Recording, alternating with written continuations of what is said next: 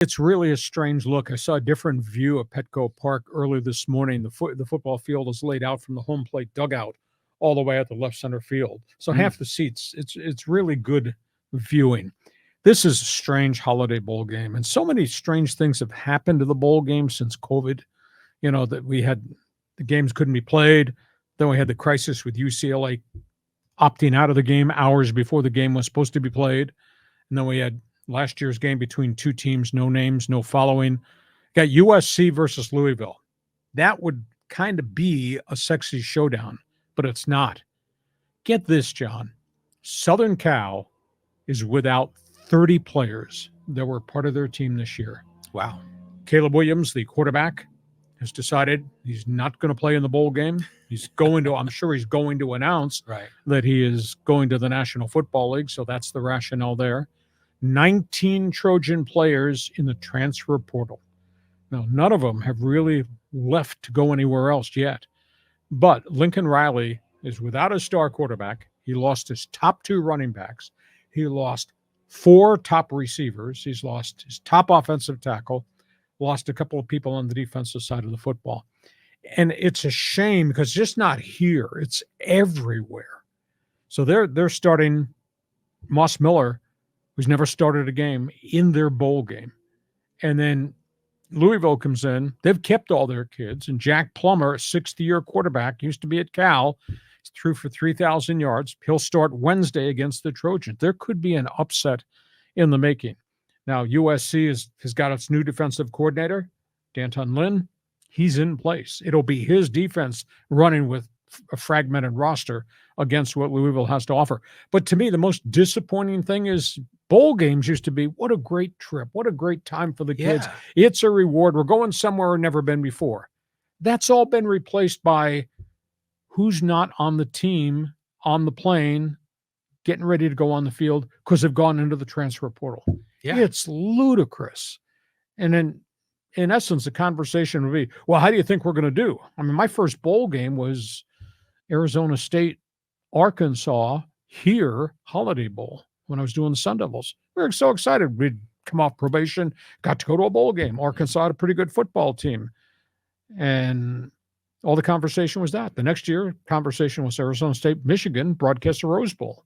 That was electric. Now the conversation is not, oh, I can't wait for this matchup, that matchup. Hey, we're going to this party, because I put on a good show for the players. Conversation is my quarterback going to be with my team? Oh, my quarterback's not here. He's leaving his teammates at this juncture of the season. And by the way, I lost my left tackle and right tackle. And now the running back and the wide receiver gone to the portal. College football is such a disaster right now. And it's just gotten worse and worse. There's 2,300 players in the transfer portal. 2,300? Right now. There's 111 quarterbacks that put their name in from every level of football. Mm-hmm. Starters, backups, transfers, guys trying to be double transfers, triple transfers. Wow. It's just bowl games are just not what they used to be. Now, I will grant you a week from Monday, come New Year's Day, we got those playoff games with the top 4. That's going to be special.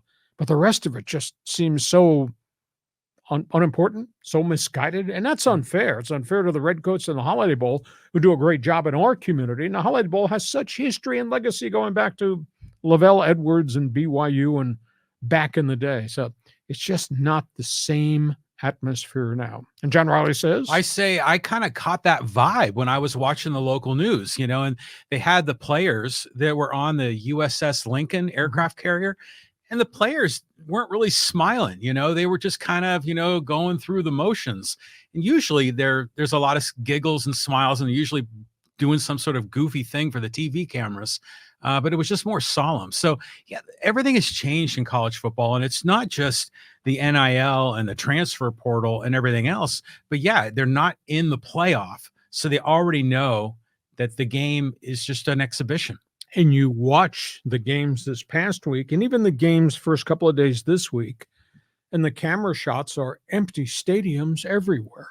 Yeah. I mean, I was shocked. I saw, was it Eastern Michigan, South Florida? And there couldn't have been 10,000 fans in the stands. And the bowl games used to be special in each of their communities. Now, the Rose Bowl obviously is. The Orange Bowl definitely will be. The Sugar Bowl, and obviously, the granddaddy of them all. But that being said, it's just not the same environment right now. Maybe it'll flip. Maybe it'll change back. Maybe it'll be a different cycle once they put these new rules in where the NCAA gets control of the transfer portal and the NIL. They would have much better attendance if they open it up, and let's just say it had a bracket of 32 teams.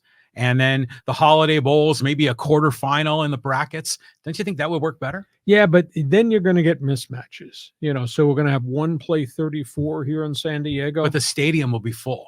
But then somebody gets beat 65-7. Is that really good?